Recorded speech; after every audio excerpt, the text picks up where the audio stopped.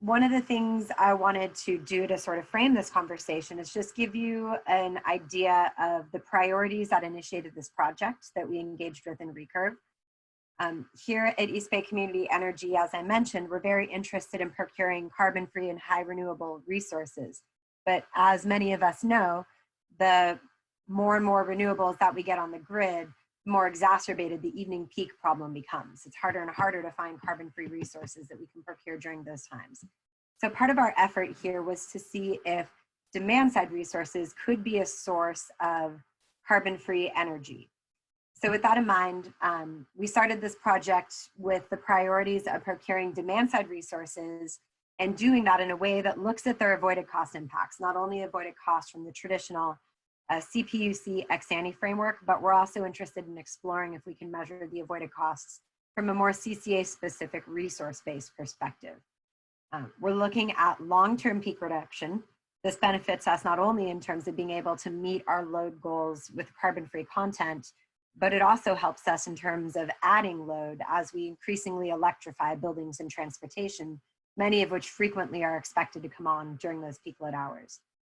We're also interested in seeing if we can develop and scale holistic flexible programs. By this, we mean programs that don't look at a single resource such as energy efficiency, but look at how we can potentially integrate multiple strategies, energy efficiency, flexible load, demand response, under one umbrella.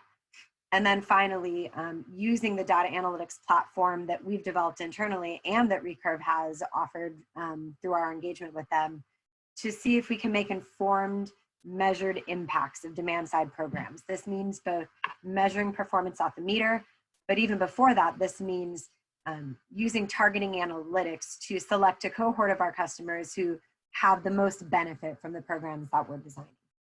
So those are some of our guiding principles going into this. Now, why this is important for us, some of this I already mentioned, but again, as we focus on decarbonization, we're trying to meet more and more of our energy through renewable sources. At the same time, we're electrifying our buildings, we're electrifying our transportation, and many of those resources are exacerbating our evening peak situation. Having this data analytics platform and programs that are built on these premises also can be really helpful in terms of responding to immediate disruption. This is both in terms of resilience, understanding how the public safety power shutoffs are impacting our population, using data analytics to know which customers are most likely to be impacted and who among them are vulnerable populations, for example, folks on medical baseline. But it's also been very interesting as we measure the impacts of this current global pandemic we're all experiencing and the way that that has impacted our load. So these are just a few of the ways that these data analytics platforms can really help us have better business intelligence as we go about our core service of providing energy.